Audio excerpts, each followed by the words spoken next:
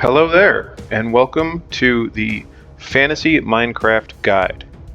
So in this series, we're going to create a brand new world, and I'm going to do a guided Let's Play kind of series with you guys.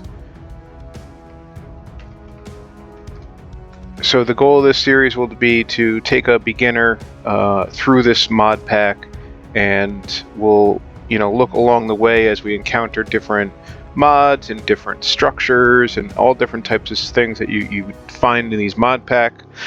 And essentially, each episode will pick something and it'll be a guided playthrough. So my intent for this series is that somebody who's brand new to this mod pack, but likely a little bit familiar to Minecraft, can pick up this guide and use it as a guided playthrough to play along with in their own worlds. So essentially, this is your world creation screen. Here's where you can set everything up. We're going to go survival on normal difficulty, and we won't be allowing cheats. I'm going to pick a world seed so that way all of you can follow along if you want to be in this world as well. And then we will just take a look. You can do a lot of customization in your other settings, game rules, data packs, experiments, things like that. I'm not going to mess with this too much. I want this to be a pretty much a normal playthrough as intended by the mod developers. The only thing is we're going to go in here and we're going to turn fire tick off. I do enjoy building, and I would like for my builds not to be consumed by fire, especially given that some of the things in this mod pack can set things on fire, like spells, and things like that. Okay, so let's launch into the world and we'll talk about day one. So when you load into this mod pack, the very first thing you're going to be asked to do is pick an origin. Now, this can seem pretty overwhelming to a new player. Don't get too caught up in it, as you can change this later through quests, and we'll go over that in future videos. My suggestion would be to stick to one of the origins that doesn't have a ton of negative effects, as they are going to alter your gameplay in pretty drastic ways. I'm not going to cover each individual origin, but just to point out, like something like the Revenant, you cannot interact with villagers. That's going to be a huge negative effect. The Plague Victim, it's going to have a lot of drawbacks. Now these origins can be fun to play. I did a Necromancer video in my 101 series playing as the Revenant. I had a ton of fun playing it, but it wasn't the first class that I played. This mod pack does offer the human variant. The human gives you some choice in picking a couple of skills and feats. When you select it, you'll go into these. This is your very basic choice if you're looking for something that doesn't have any real drawbacks. But don't be afraid to pick something with a little bit of flavor, as well, as some of these other classes can be quite fun. Just pay attention to the negatives and pick them accordingly. So like the Incubus, for example, you're going to spawn in the Nether and you're damaged by water. This is probably not a beginner playthrough, but a class like the Elves, this, if you don't want to go human, try going an elf or a half elf, as these have pretty decent perks and really no drawbacks. So the origin I'm going to pick is going to be the High Elf. I'm going to choose this origin because I do want to play a Necromancer, but unlike the Necromancer I played in my 101 series, I want to try something that has the ability to trade with villagers. So a Revenant's not going to be the choice for me. I'm going to go with the High Elf because it has bonus to magic. It has some cool abilities I'd like to check out. I haven't played it yet, so it's going to be something new for me, and it is just something that will be a little bit of a unique playthrough for me. So when I choose the High Elf, because now I know, as I'm planning out here, that I want to use a Necromancer, and I plan on investing in Frost, as the Necromancer synergizes well with Frost spells, I'm going to pick the magic specialization of Cryomancer. So this is going to give me an additional Frost spell power and some starting equipment in the form of a Frost Wand and some Frost Runes.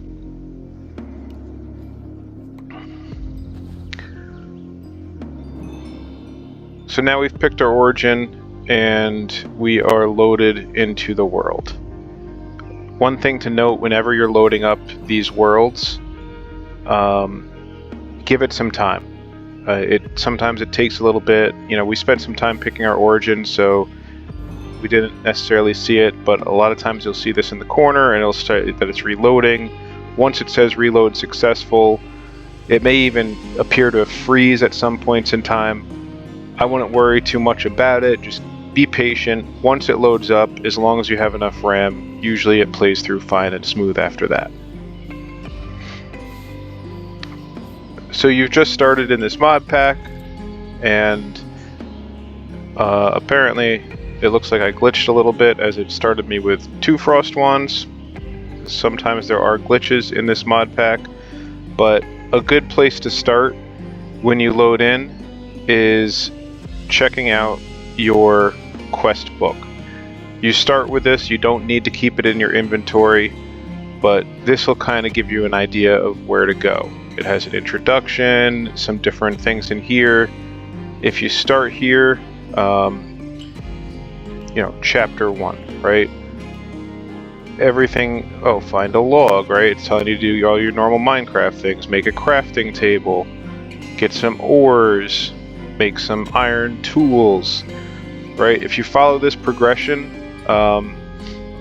you know, that's going to give you the easiest path towards what you should be doing and where you should go.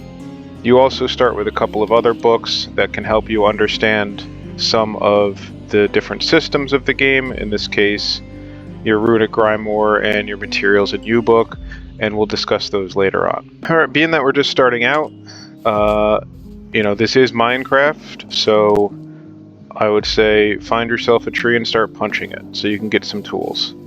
One thing to note in this mod pack, it has a mod installed, the tree chop mod, which all you have to do is just keep punching at the bottom of a tree. It tells you the number of chops you have left, and once you do that, the whole tree comes down, leaves it all, so you don't have to worry about, you know, with tall trees getting up in the air and chopping at them. It makes sure there's no floating trees, because if there's one thing I hate in this game, it's people leaving floating trees. So we got ourselves some wood. We have some stone nearby. When you load into this menu, it can look overwhelming with all the things going on over here, but essentially if you click this button, it will show you what's craftable in your inventory right now.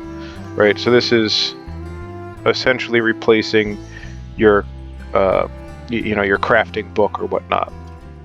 Also, one good thing to pay attention to in your menu is this little button here, which will show you your attributes. So as you can see, if you hit the hide unchanged, this will show you what you're getting and where you're getting it from. So we're getting 1 additional frost spell power. That's going to be from our class ability. If the game, or if this menu knows where it's coming from, it will actually display it. So let's see, does this give us, right, so you can see the little wand symbol there and then the +2 showing us that it's getting +2 from that wand. So you can just go through here if you'd like to and see what you're getting. Not necessarily essential. So let's craft some planks, we'll get a crafting table, and again, you can just click on the items in here. Maybe you're a high-speed Minecraft player and you know how to do all your little, you know, recipes on your own. Cool. This is simple for me. This is what I use. Alright, now that we have a pickaxe, we'll do what we always do when we start any Minecraft world, which is immediately get enough stone to never use our wooden pickaxe again. Now you'll notice that right off the bat, you know, obviously we could tell this is a modded world, but there's even mossy regular stone in addition to mossy cobblestone, all types of different cool stuff you can check out. And I would highly recommend doing so, especially if you plan on starting to do some building in this mod pack. It's just a whole lot of options. It's a ton of fun. Alright, so you did a little crafting. Maybe you made yourself some stone tools like I just did, and you notice that there's weird little colored boxes around your tools. What's this mean? So in this mod pack, your weapons can roll with different rarities. you know, from your basic common gray all the way up to things like legendary and mythic. In this case, our stone sword rolled epic quality, so it just gives it some additional modifiers, and every one that you roll can have different modifiers. So this has some critical damage, armor penetration. If you look, our pickaxe rolled rare. It can give you durability and speed. So this is something where in the beginning you're going to be burning through stone tools pretty quickly, but when you're starting to craft those items that you really want to keep long term, you know, you're going to want to try to aim for the higher rarities for those items. So just walking around here, I spotted some of this verglass ore. So the verglass ore is useful in oh my god, what a noob move. You need iron to get it. So the first thing I recommend doing is, and as I say it, it's right there, but finding a village. The villagers have all different types of buildings, from, you know, different from vanilla. There's also a ton of different structures, like this structure isn't attached to that village. But just find them and start looting them. You can get a ton of good stuff from structures and villages, which will make your playthrough just that much easier. So I'm going to make my way over to that village and check it out. So we're in this village now, and I hear some pillagers. These guys, not somebody I wanted to deal with right now, but you'll notice that villagers are a little bit more defended in this mod pack. So they have their own guards now. They still have their iron golems. Not all villages will spawn with these guards, but they actually do a number. So when the village starts getting attacked, they'll respond. You know, if a raid comes out, they'll start attacking the pillagers. Mobs that walk into the area, they'll start attacking them. It's you know, it's something that this mod pack added that makes the villages much more defensible.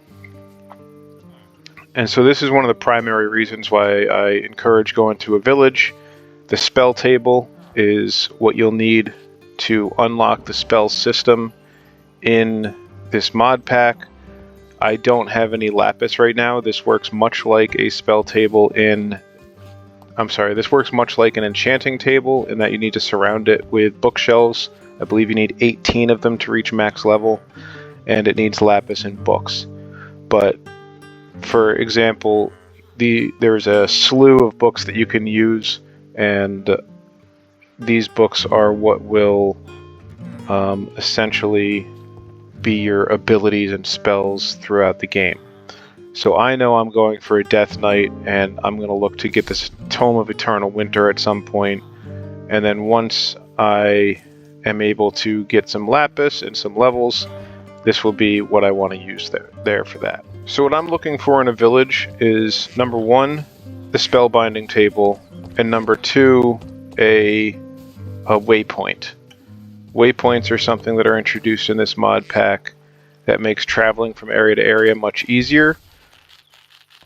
And as I'm doing that, I generally tend to raid all the structures as I see them. So I'm going to check out this village, and if anything interesting pops up, we will discuss it. Okay, so here is what the other item I was looking for in this village. It's the Waystone. This, you can just click on it and it will discover it for you. I tend to rename these. As you find more and more of them, you're going to get a list whenever you click on them. Rename them to something that will be memorable for, you know, why you might go to that area. In this case, we're going to call this Home Village. I usually tend to call a village my home village if it has both those two things, the Waystone and the spellbinding table that we found before, because it's until I start building myself my own base, this will probably be where I'm coming back to do most of my stuff. I'll probably set up a couple of chests around here, and it will be our base of operations for exploring this mod pack. Okay, so now that we've fully explored this village, there's nothing, you know, majorly notable. I did get a full set of leather armor out of it, but as far as items are concerned, you do have a chance of finding all types of cool stuff in those chests. Nothing major notable. However, while exploring it, I did notice there's a couple of structures that are nearby, one of which is directly above us that just happened to spawn with this convenient water stream. Sometimes these floating islands will do that. A lot of times they're much harder to reach. But in this case, it looks like this water stream spawned here, so we can use this to travel up and check this floating island out.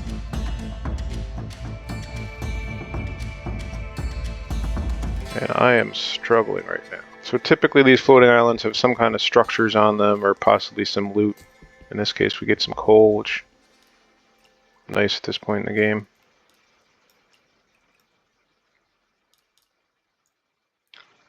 Inventory management becomes a royal pain in the butt very early on.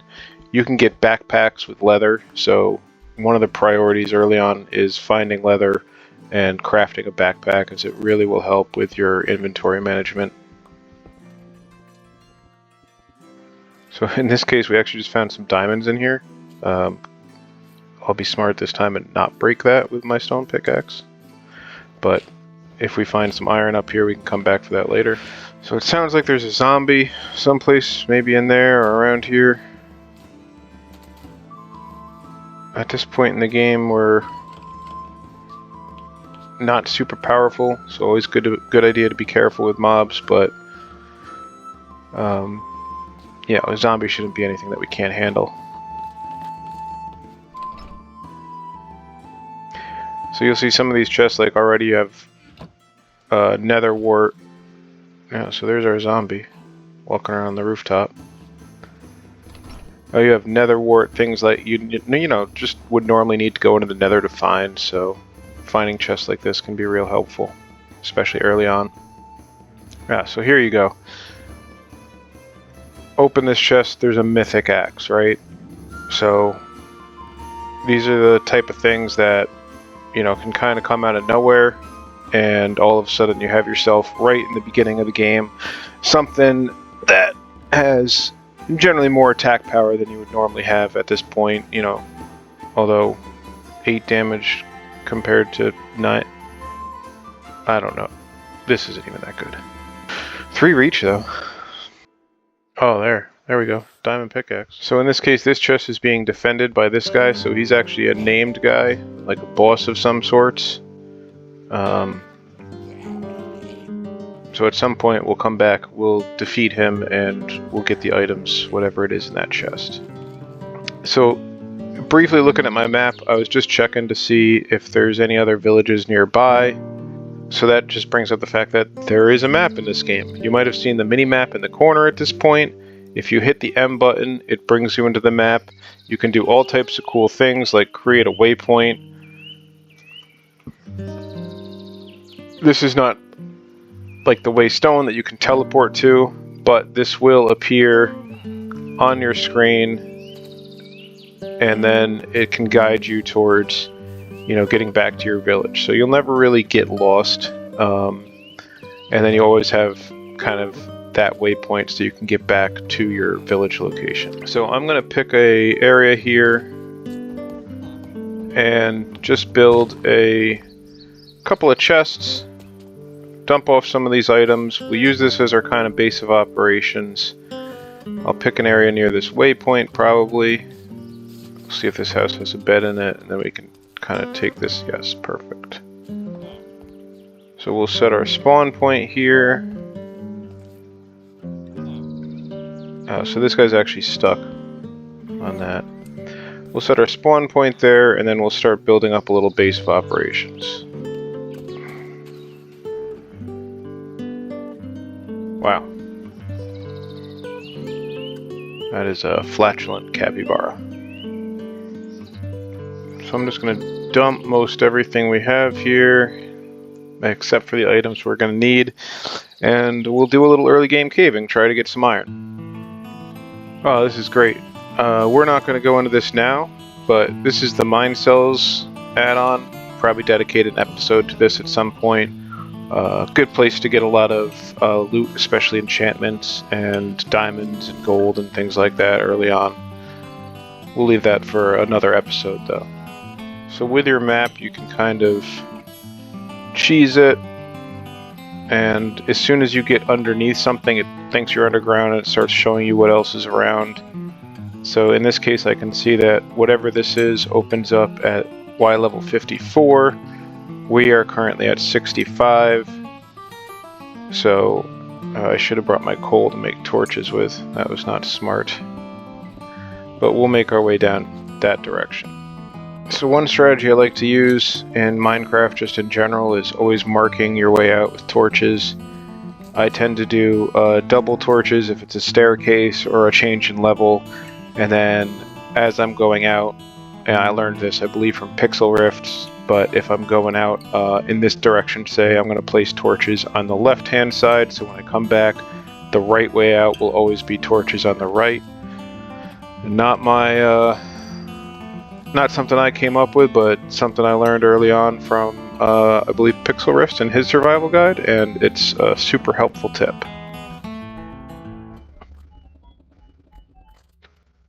Can never have too many torches.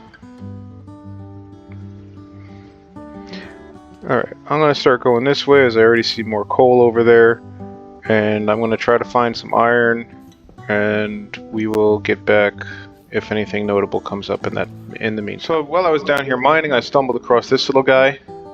These are like the wandering traders of cave systems, I guess. Unfortunately, I don't have any iron yet, so I can't really demonstrate what's cool about him, but if you'll notice, he can turn one piece of raw iron into 2 iron ingots. Same thing with copper, and then he also will, you know, give you coal for rotten flesh. His trades just generally tend to be, I would say, pretty decent trades. You can get sponges from him, gunpowder, and yeah, he's apparently has music discs as well.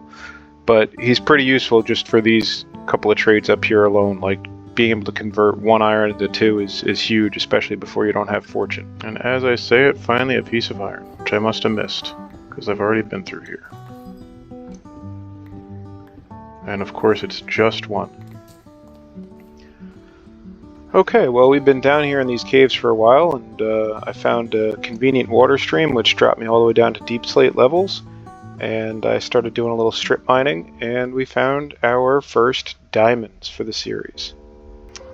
Diamonds are something that in this mod pack I find somewhat a little bit more rare.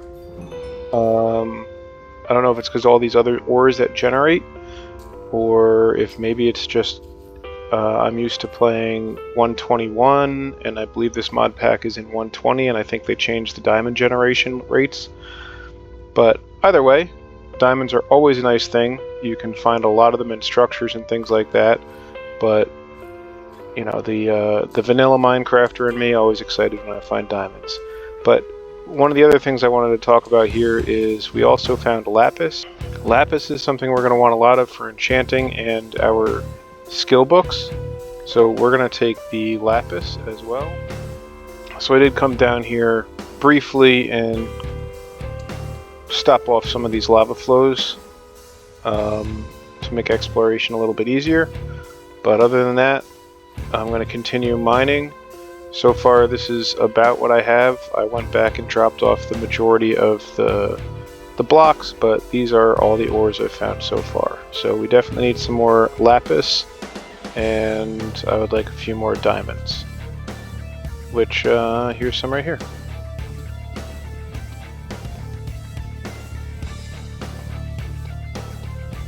Okay, so great, here's something as well. In this mod pack you can find gem veins, and these gems can be used to craft jewelry. You can find jewelers in some of the towns, but if you want to be able to craft your own, you're going to need to collect these gems. They can drop different kinds of gems, and different ones will craft different kinds of jewelry. So we'll discuss the jewelry more at a later point, but these are things that you probably are going to want to grab. So one of the things that I will say is very overwhelming in this mod pack is the sheer amount. All I have pretty much, other than a couple miscellaneous items, is stuff that I mined. Normally when you come into a cave you have maybe iron, maybe diamonds, maybe gold, But as far as ores, there are so much that you can get in this mod pack. Not all of them are going to be as useful as others. I would recommend, when you load into the game, just going into your mod here and just seeing what different things do. So if you, for example, got some manganese, you can come into here and then you can right click on it and you can see what recipes manganese will craft. If I were you, I would do that, see if there's anything you want, and then prioritize based on that. Until you get a backpack, you might consider just leaving some of the ores that you're not sure if you're going to need it till later. So here's some verglass. This is something that I accidentally didn't mine earlier because I had only stone pickaxe. Verglass is quite useful. It's used for making some of the items that come along with the Souls-like Bosses mod pack. So I would get any of the verglass and the moonstone that you find.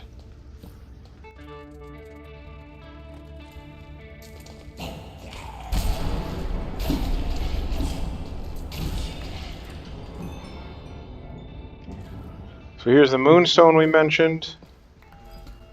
This in particular, you'll need to craft the moonstone compass, which we'll talk about later, but in the meantime, make sure you grab this when you see it as well. And this is going to be our deep slate moonlight ore. So this is one of two ore types you need to make these magical ingots. The magical ingots will ultimately craft you the Noble Knight set, which has plus to frost power, so it's a set we're definitely going to go for, given that we're a frost necromancer.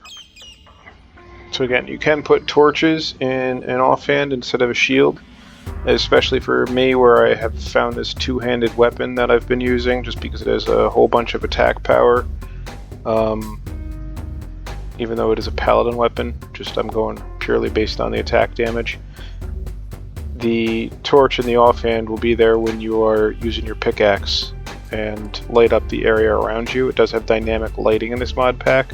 It doesn't prevent mob spawns, so for preventing mob spawning and just generally getting back to where you started, torches are still a good thing to drop periodically, but especially if you're low on them, you don't necessarily have to drop them to light up your surrounding area.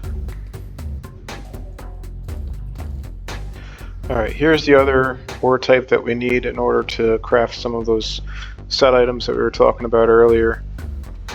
Well, essentially, coming down here, my plan is to craft a lot of what I'm going to need so I don't have to come back down into a cave again for a little bit of time.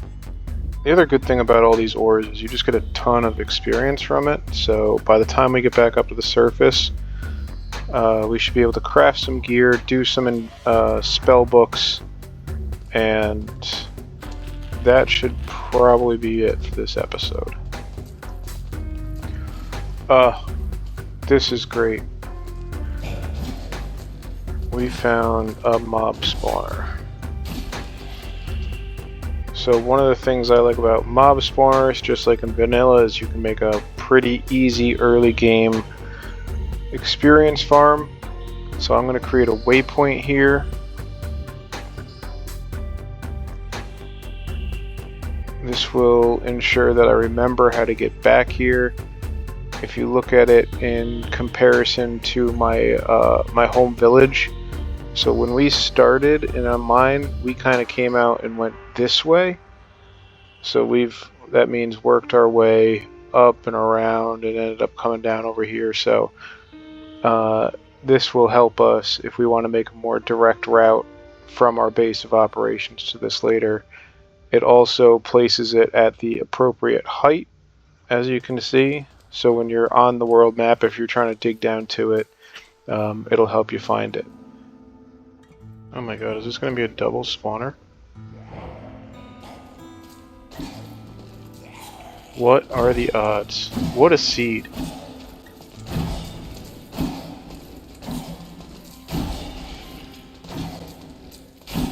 That's just insane. The entire time I've been playing this mod pack, I've yet to find a double spawner. So here's a ring. These are something new to modded. You have ring slots, you have 2 of them, and various rings like we were talking about earlier, jewelry that you can find, you can equip to those slots. Most of them, if you found, like, say, the same ring again, it's not going to give you the same bonuses twice. So for this ring, it's going to give us some absorption, which, as you see, our hearts are going to start increasing. This is independent from your hunger levels as well, so these are actually pretty useful. Even if you're in a situation where you can't eat food, your absorption will still continue to go up. I still can't believe we found the double spawner.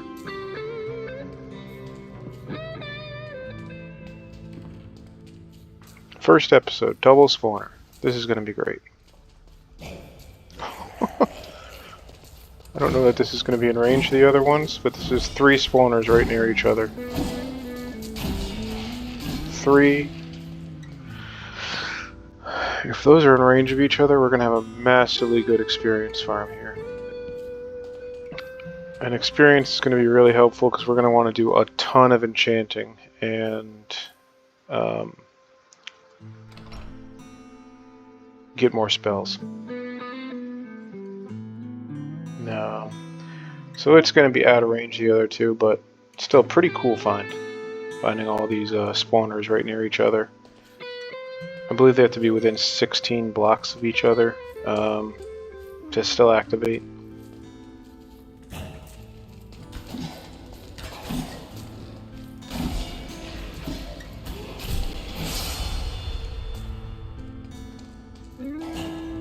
Wow. I don't know what it is about this, I don't know what it is about this seed, but we got a ton of spawners. I'm also out of torches. It's probably not good. So this one is also going to be too far away, most likely. But a double spawner within range, 4 spawners in general, I mean, crazy. Also, we're out of food, so it's time to go home. Alright, well, it's been a pretty successful run. 44 iron, 19 diamonds, a bunch of moonstone, some scarlet shards, moonlight shards, and we're basically lost all our equipment. Alright, we're going to smelt up some of our items, and then we will go over to the spell table and talk about some of our options for spells. So when you go to the spell table, you're going to want, it doesn't usually spawn with enough bookshelves to give you full spells. So you're going to want to bring some extra bookshelves with you. So what I'm going to do is, we only have 30 levels. 30 levels is not going to get us all of the spells in every book, but I am going to just start with the book that I plan on using in the long term, which is this Tome of the Eternal Winter. I may change this at some point, depending on, you know, how things go as we get more geared out. But for now, this is the Death Knight, the Frost Death Knight Tome, and that's kind of what I'm going to go with. So as you'll see, you need some lapis to get these spells, and what I'm gonna do actually is we're gonna briefly talk about quests, because this is a good way to get some extra levels. So as I mentioned earlier in the video, you have your quest tree. You can go in here as you progress, and you can complete the quests, you know, that you've completed. You actually have to go in here to essentially click on them to complete them. And when you're doing this, a lot of times they'll reward you. In this case, it gave me 2 levels. So I was at 29, I'm at 31. This seems to be regardless of what your level is. It's not an experience based, it's actually level based. So as you climb higher in levels, it's more effective to use this when you're a higher level than if you're, say, level 1, as level 1 through 10 are very easy to get through, but levels, say, 40 through 50 are not. So it looks like that's going to be the only experience quest I have completed right now, but that is enough that when I go in here now, I can see Remorseless Winter is now available, whereas before it was not. It looks like I do have enough tables now. As I can see this, it'll be like a weird kind of text that you can't understand if you don't have enough bookshelves around it. So now that you can see this, you know you have enough bookshelves, and I just need to get the levels at some point. But Remorseless Winter is an AoE spell, which is kind of what I was looking for. And once I take that, it will take some levels, but now, as long as I take the more expensive one first, I should be able to get all of the other ones as well. So the spellbinding table is something that I would recommend getting to as early on as possible, as it really starts to make your character feel more like the character that you're trying to play. In this case, now I have some spells which will make me feel like a Frost Death Knight. And then, as we also mentioned down below, we were getting some levels. You can come into your skill tab and you can start to decide what you want to do with those levels. So you only get a finite number of points here, 42 of them. So just keep that in mind. I know I'm going to want to be a Necromancer, so I'm going to have to push up to the path of the Necromancer. Now, one of the things I did early on was I picked the Elf class, which gave me the +1 to Frost. So I already do have a + to Frost ability here. I could take another one, essentially doubling that, or I could continue on the path of the Warrior and give myself a little bit more melee damage. In this case, if you're beginning, you can go either way. I'm going to go with Path of the Warrior and possibly Respec later. I think this will just make the early game a little bit easier for me. So once I know I'm going to go Path of the Warrior, but I do want to get my Necromancer as soon as possible. I'm going to route up through this direction as it has the +5% to Frost Spell node, and it also has some all spell and critical damage and other plus to spell abilities as I path up in that direction. Okay, before we wrap up for today, we'll just talk about basic gearing in the early game. The set that I'm going to go for is this Noble Knight set. All you need is iron to make it, and these magical ingots that we talked about. So these magical ingots are somewhat iron intensive. You do need iron blocks to craft them. So for each of these items, you need an iron piece of gear and a full iron block. So I'm not going to have enough to craft these right now, but having this in mind, I know I'm going to need iron gear, so I'm going to just craft my full iron set. And one of these actually rolled legendary, but it's minus to max health, so that's kind of annoying. Oh, that one sucks too. So sometimes you are going to want to re-roll these things, checking to see how your roll looks, and you can always combine two of them and it will give it a different roll again. There are other ways to re-roll items, however, I don't have what we need to do that at this point, so we'll discuss that later. So for the time being, given that I don't have a ton of iron, I'm going to be okay with just a basic iron set. And one thing I'll mention, even though we already have an item, a weapon, to get this achievement right here, you need to make an iron sword and an iron pickaxe. Just, already having a diamond pickaxe doesn't get you around needing to make that iron one.